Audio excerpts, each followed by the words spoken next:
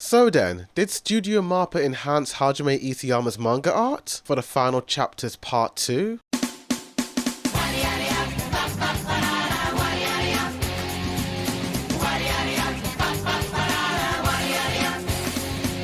Yo, what's good, it's your boy Views, and the first half of this video will be anime only friendly. I won't spoil anything from the manga, I'll just be comparing the panels of the manga to what's been shown in the trailers. So I'll block any speech bubbles and try and crop out any spoilery imagery so that you anime onlys can enjoy this beautiful comparison. But before the comparison, Kota Yamamoto, the main AOT Season 4 composer for the OST, shared the PV trailer and said, "The new PV for the final part of the TV anime Attack on Titan, the final season part 2, isn't it part 4, has finally been released. I can't wait for autumn." We know that it's coming out in the fall, but which month? October, November, or late September? My theories is possibly going to come in the late October, maybe during Halloween, or maybe to allow the animators more time to rest and enhance the visuals, possibly a late November release. But who knows, we just gotta wait and see. And as well as that, the main sound director, Masafumi Mima, has just given a new update regarding the dubbing work for the final chapter special 2. Dubbing work day 7 is over. The rest is the work of recording the voice of spirit that will be attached to the detailed action. The attack continues.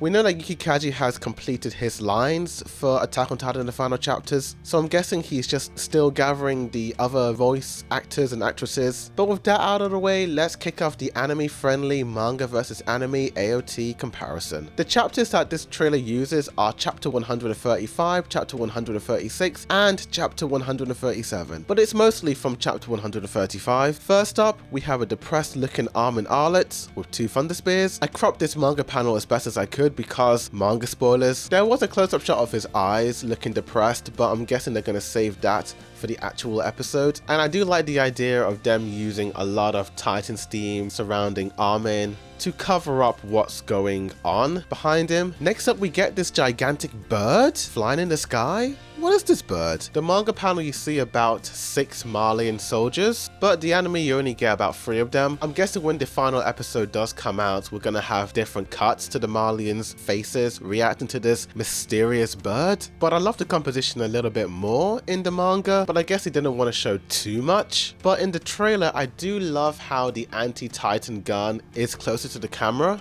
and I love how it's pointing in the same direction as the flying bird. It's really easy on the eyes and really gives off a really cinematic look. It honestly reminds me of some of those Batman sequences of him flying over buildings and stuff like that. Who's your favorite Batman? Personally, The Dark Knight is my favorite, the Christian Bale version. And my favorite Bruce Wayne has got to be the Robert Pattinson version. A bit random, I know. Back to the comparison. Next up, we've got John Boy grabbing onto the plot armor Titan. Just looking at this shot, you can sense that John is trying to save Reiner from falling down. It's a pretty beautiful moment. This scene sort of feels like a callback to season 3 episode 18 Midnight Sun, the scene where Hanji is about to kill Reiner but Jean stops her. Jean then has an inner monologue of why he wanted to do that. Despite everything Reiner did to the scouts and betraying them, it's nice seeing them teaming up to take down the genocidal, suicidal maniac and try and save the world. Is it me or do MAPPA love their blonde hair dudes? Although I must admit, Jean has truly come a long way ever since season 4 episode 6. His art looks super enhanced in this shot, and I love how you do see some of the ribcage behind Reiner and Jean compared to the really blank looking background designs in the manga. There are a couple of shots where Peak has the dynamite in her mouth, but I did have to crop some of these out to prevent some manga spoilers. And possibly one of the most infamous shots from the manga, and possibly one of the more controversial moments. Despite me really loving this manga panel,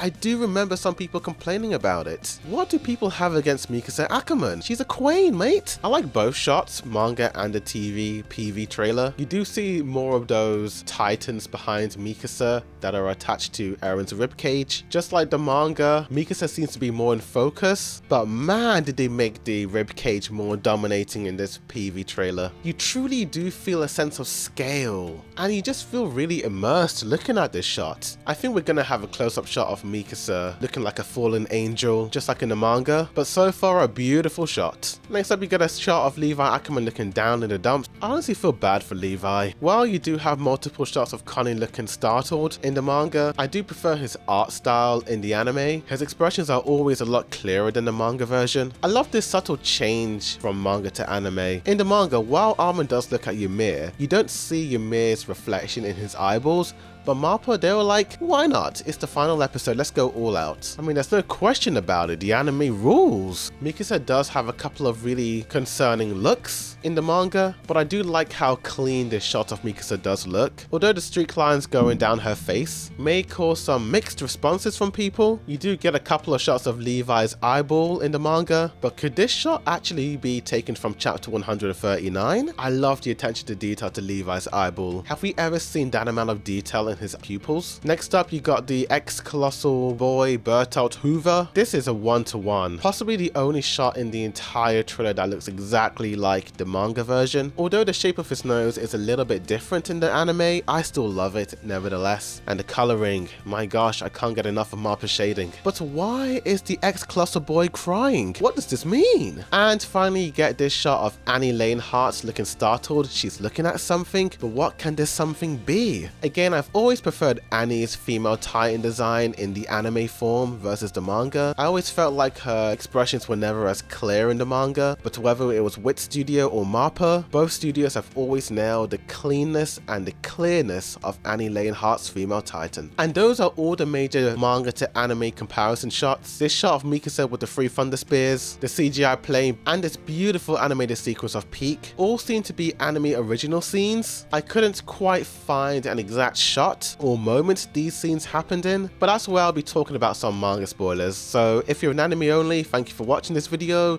Subscribe for more AOT reactions, reviews, comparisons, breakdowns, rankings, and more. But right now we'll be diving into some manga spoilers. So if you're an anime only, get out right now because we'll be dealing with some manga spoilers.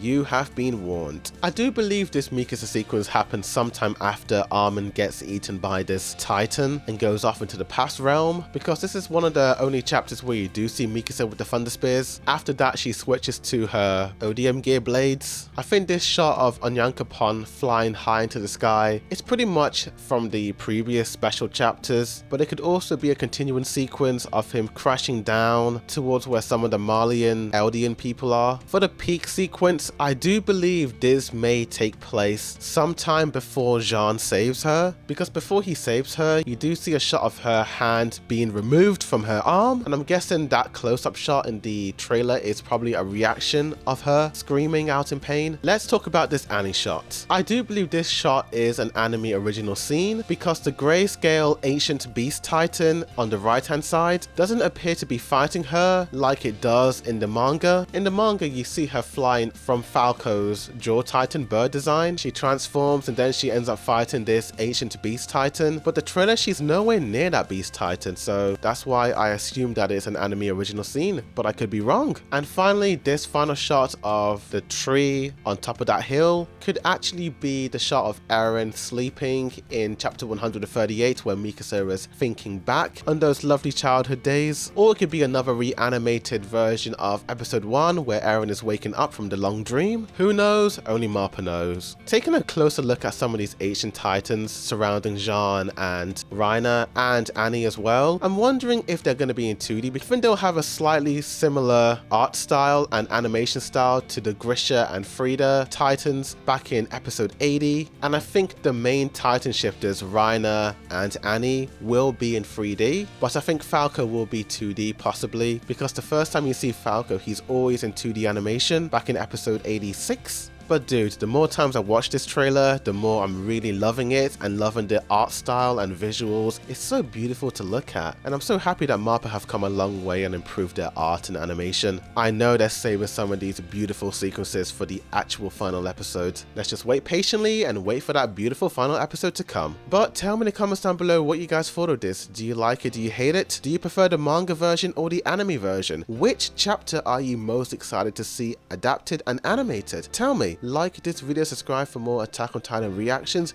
reviews, comparisons, breakdowns, rankings, and more, as well as other anime updates and all that jazz. But thank you for watching, and as always, a boy dude review signing out.